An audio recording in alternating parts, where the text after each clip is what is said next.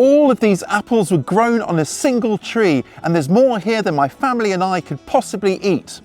An average apple tree produces hundreds of apples every year. And in this video, I'm going to show you how to grow one from this tiny pip. To grow apples from pips, we need to start with a ripe apple. That way we know that the pips, which are just the seeds inside, are fully developed and ready to go. Before we sow our pips, they first need a period of chilling. Now, apples need some cold weather in order to set flowers and fruits for the next season, and it's exactly the same with our pips here. They need a period of chilling in order to kind of make them viable and spark into life once the cold period is over. Now, the posh term for this is cold stratification, and it's just nature's way of ensuring that the seeds do not germinate until winter is definitely over. Now, you could just sow them directly outside so they get the winter chill, but a more controlled and perhaps more accurate way of doing this is simply to refrigerate them. Now, to do that, simply wash off any bits of flesh from your pips and then pop them onto some nicely dampened kitchen towel.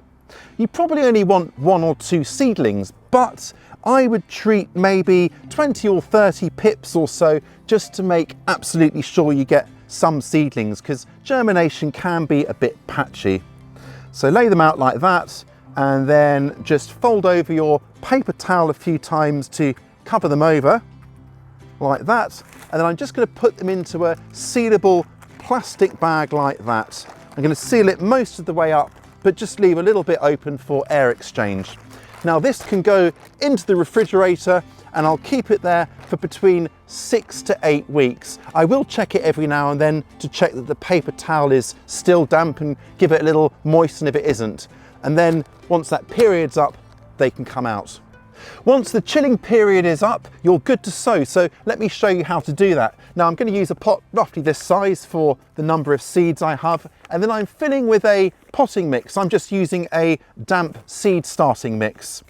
So fill most of the way to the top, firm it down, and then just sow your seeds over the top, your stratified pips.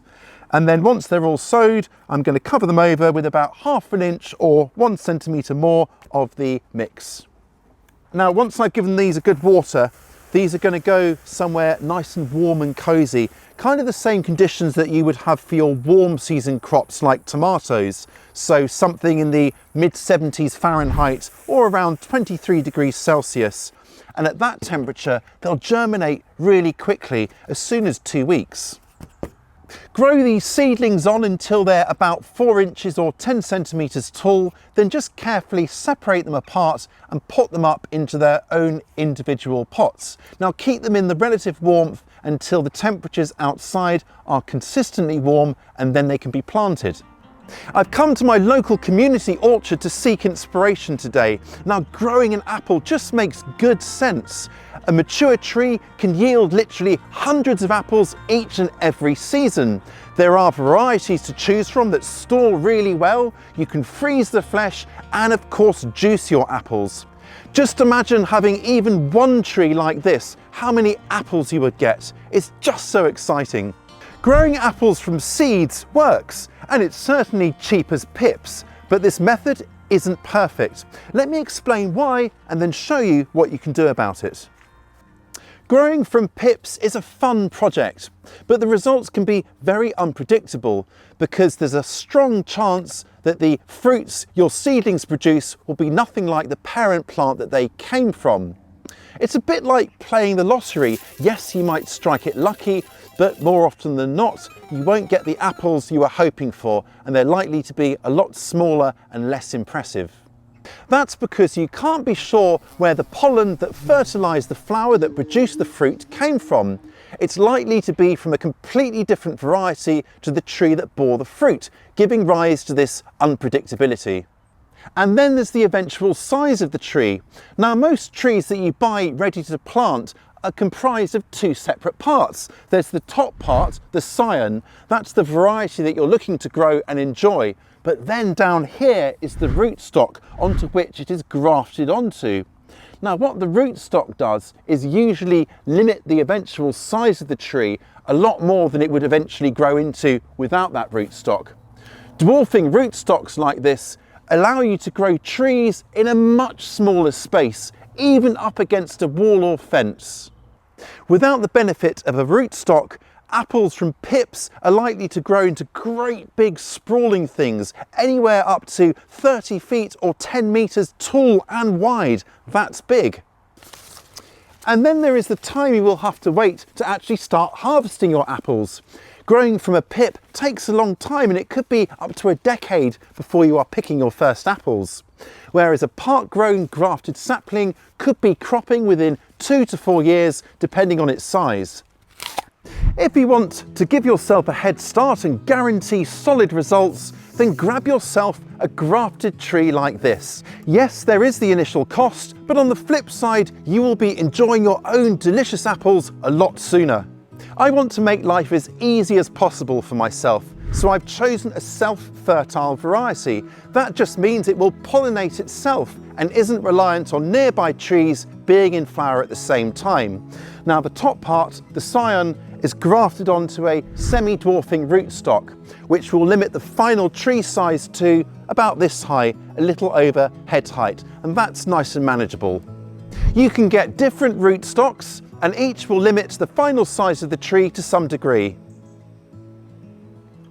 I am planting a container grown tree. Now autumn is the best time of year to plant trees, but container grown like this, you can plant them at any time of the year so long as the ground isn't frozen solid. Now our planting hole ideally needs to be about 3 times the diameter of the root ball, so the easiest way to measure that out is to use the pot itself and then just make little impressions like this to mark out the area we're going to dig out. Now this nice width here will give plenty of room for those roots to kind of grow out, and for the depth I'm aiming for the same depth here as this root ball. Let's get digging.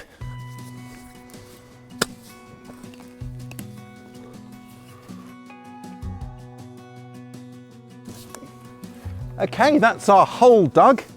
And now what I'm going to do is I'm going to use the fork here to spear the sides of the hole like this, just to loosen it up even further. And I'm going to just spike along the floor of our pit as well. And this means that I'm giving the roots every chance to get both out and down into the soil and help it establish. It's been really wet here and this root ball is well and truly soaked, but if your root ball is in any way dry, just take the pot off and soak it in a bucket of water for at least an hour to get it really kind of saturated. Now to pop it into the hole here.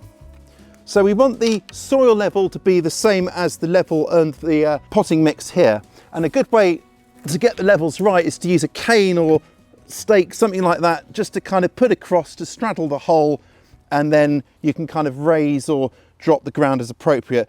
Now this is a lovely sunny spot and the soil's pretty good, but if your soil isn't ideal, now's your chance to incorporate plenty of compost into it before we start filling back the hole. One thing I will do is just tease out these roots from the side of the root ball, which will encourage them to grow into the native soil here to kind of establish that much quicker. Right, we've got it well placed, it's upright. And now it's time to fill back with our soil.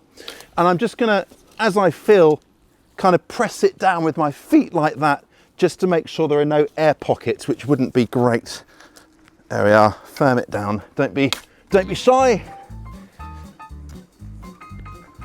There we are, I think we're pretty much there. Now it's easy with a containerized fruit tree to keep this graft union where the rootstock and the scion meet well above the soil level. You don't ever want to cover that. Now, if it was dry in any way, I would give this a really thorough water, which would also help to settle the soil. But as I said, it's been incredibly wet. So you can see here, there's no problem with moisture. So that's all good to go. But first, some finishing touches. I'm going to start with the stake, and that's just to kind of give it a bit of kind of extra support. It's nice and sheltered here, it gets plenty of sunshine, but there's no harm in doing this just to give it the best start.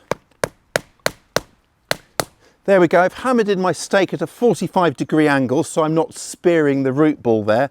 And Now I'm going to tie it on with this soft tie here in a kind of figure of 8 arrangement. Now this will let the top part move around, but it's going to keep the roots nice and steady and in place. So you kind of want the top to move around a bit because that will actually ultimately create a stronger tree, but you want the roots to stay kind of nice and firm. So this should achieve that. I'm using this kind of flexible soft tie here, which has got wire in the middle of it. It's nice and flexible compared to a traditional tree tie. I can always adjust it as necessary as the tree grows. Now the final touch is a lovely carpet of wood chips. You can use any organic matter that you have. Good garden compost would be fantastic, but just keep it clear of the stem here to avoid any kind of rot, which might happen if it sits against it.